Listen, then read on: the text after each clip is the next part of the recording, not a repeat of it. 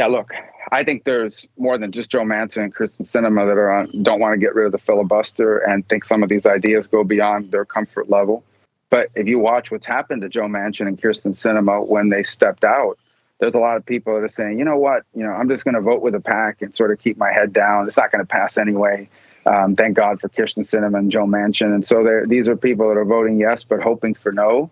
And the fact that two people are willing to step out and do it kind of gave them the result they wanted. But these guys don't want to be singled out. They don't want donors threatening them with primaries. They're scared. And so I'm not saying that's true of everybody, but yeah, there are Democrats that view this as kind of crazy, but they're not going to say it because their base has become radicalized. The people that knock on doors and make phone calls and that they need to mobilize for election day are demanding whatever the pet issue of the moment is, and that are far outside the mainstream. But if they take those people on, they may not be back, and they certainly don't want the headache associated with it.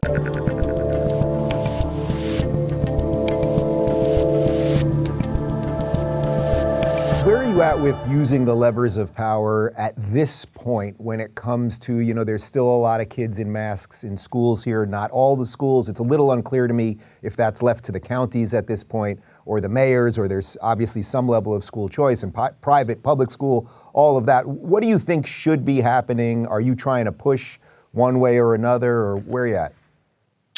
Yeah, ultimately, in my view, I think one of the things that this pandemic revealed is the importance of local government and local control to make those decisions. And so right now at the state level, schools are being told you can't have a mask mandate. So as an example, the public schools here in Miami-Dade have a mask mandate for employees, but not for the kids. And there's a lot of reasons that private schools can make their own decisions, right? So I have one kid who's in a public charter school and they don't have a mask mandate. And I have my older son who's in a private Catholic high school and they do. But I can tell you a couple things about it. The first is that, again, it's a risk and reward balancing prospect. Let me be frank, right? The way these kids wear the masks on a 12 to 20 hour basis whenever they're around the school isn't exactly the way you're supposed to wear them, if they're even effective at all in that sense. So that's the reality. So you start thinking, okay, they're not going to wear the mask the way they're supposed to anyway. All we're doing is creating an additional irritant in their educational setting. And so you hope there's some common sense into how that's enforced. And then I think when you talk about this Omicron variant, it ultimately isn't. If you talk to people who will speak to you honestly about it, the masks aren't going to stop this. This is a highly infectious variant. Luckily, it's not as severe, but it is highly infectious. And there are just things that aren't going to work against it. So my view of it is I leave it to the states and the school boards to make those decisions.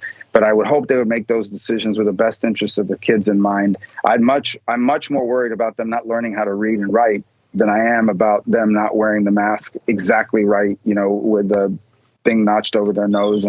And especially since they're not going to wear it right anyway. And the mask most of the kids are using isn't even effective against the old variant, not to mention Omicron. Yeah. All right. Well, that's a perfect way to tie up the whole Florida portion. So I want to move a little bit towards national politics and what's going on right now at the moment. So in these last couple of days, obviously, we saw this stalemate in the Senate about the Voting Rights Act. You're going to call me crazy. I believe you have to have an ID, or you should have an ID to vote. The Democrats apparently don't believe that. And if you believe it, you're racist. Now there's this fight over the filibuster. You mentioned a few minutes ago that there used to sort of be these sane liberals that you could debate these ideas with.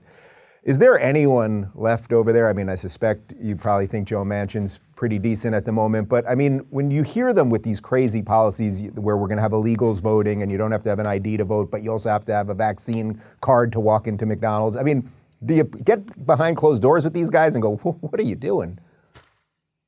Yeah, look, I think there's more than just Joe Manchin and Kyrsten Sinema that don't want to get rid of the filibuster and think some of these ideas go beyond their comfort level. But if you watch what's happened to Joe Manchin and Kyrsten Sinema when they stepped out, there's a lot of people that are saying, you know what, I'm just going to vote with the pack and sort of keep my head down. It's not going to pass anyway. Thank God for Kyrsten Sinema and Joe Manchin. And so these are people that are voting yes, but hoping for no. And the fact that two people are willing to step out and do it kind of gave them the result they wanted. But these guys don't want to be singled out. They don't want donors threatening them with primaries. They're scared. And so I'm not saying that's true of everybody, but yeah, there are Democrats that view this as kind of crazy, but they're not going to say it because their base has become radicalized. The people that knock on doors and make phone calls and that they need to mobilize for election day are demanding whatever the pet issue of the moment is, and that are far outside the mainstream. But if they take those people on, they may not be back, and they certainly don't want the headache associated with it. And so I think as much as anything else, the threats against Kyrsten Sinema and Joe Manchin that you've seen is not so much about Kyrsten Sinema and Joe Manchin. It's a message to the other senators and other members of Congress who may be thinking about stepping out of line that this is what awaits you. This is what lies ahead for you if you step out of line. So just be quiet and do what we tell you to do. And that's the way I'd describe it. Are you surprised that the leadership folded kind of as quickly as it did? Because I'm sure you saw it. You may have been in the chamber at the time. Tom Cotton did a really spectacular job of repeating a speech that Chuck Schumer gave about the filibuster. I think it was from 5 or 8 years ago, something like that. And then he announced at the end, by the way, that was Chuck Schumer. That wasn't my speech. And it's like, I don't think Chuck was truly this radically left. And even Nancy Pelosi in San Francisco, obviously she had some of that, but I don't think she was totally like this. Are you surprised that they folded? Not just the guys that are, watching out for their back and just want to get reelected, but that the leadership just all went in. On the filibuster? Well, on the filibuster, and that they're following just the sort of far left on all of this stuff. I'm not actually surprised, and I'll tell you why. So they have they've got a 50-50 Senate, a very narrow majority in the House, but their base thinks they have a mandate to radically transform America. And so they're getting all this pressure about get this stuff done. And you go back to them and say, well, we can't. We don't have 60 votes. And then the base says to them, well, then get rid of the 60 vote thing, okay? Because it's standing in the way of our agenda, and get it done. And if you don't get it done, then that means you're not with us. And so after a while, they start beating on you. So look, this fake voting rights thing is just the issue they picked to have a filibuster fight over. But they were prepared to do it over the debt ceiling. And they were at some point talking about doing it for immigration reform. You name it, and they would find the issue. This is just the one they figured we'd have the best chance to make a straight-faced argument on, even though it wasn't a very good one. And as far as folding on it, I don't think Chuck Schumer had a choice. I really don't. I think if Chuck Schumer hadn't done this, he was most certainly going to be primaried in New York in his Senate race. And I think he thought about that as he went through this cycle.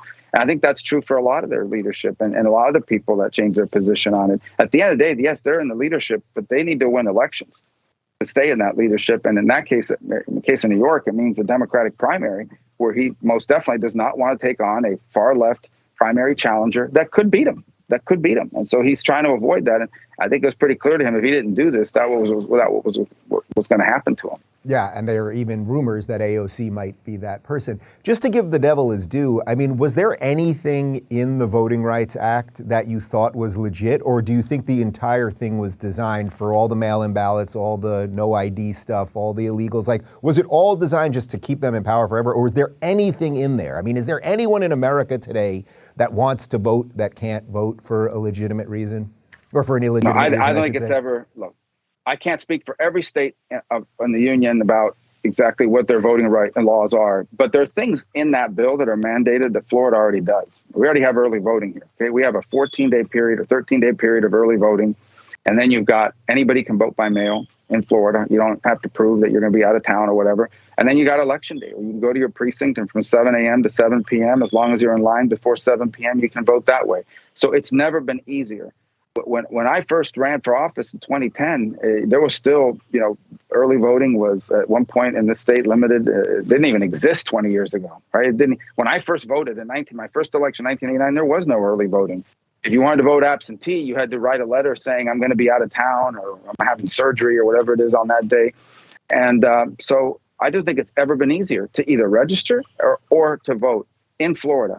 So it's not, for me, the big problem is, first of all, there is no concerted effort to deny access to the ballot to anyone in America. Some of those ideas they're talking about, okay, ballot harvesting, allowing people to go out and just grab ballots and put them. We had a huge crisis about that here in Florida. And by the way, it was a lot of times in Republican primary races where these people you would hire and they would go out and they would collect 150, 200 ballots. And it just led to all sort of shenanigans. Look, we had a mayor's race in Miami overturned by a judge a year after the election because there was so much massive fraud on the absentee ballot front, a lot of it driven by ballot harvesting. And so we banned those practices here in Florida. And the biggest challenge, the biggest problem I have is this sort of the federal government is going to take over elections, which is what this is a huge problem for me. Big problem, because you've now centralized election authority in America. And now it's at the whim of whoever's in power. If you're looking for more honest and thoughtful conversations about politics instead of nonstop yelling, check out our politics playlist. And if you want to watch full interviews on a variety of topics, watch our full episode playlist all right over here. And to get notified of all future videos, be sure to subscribe and click the notification bell.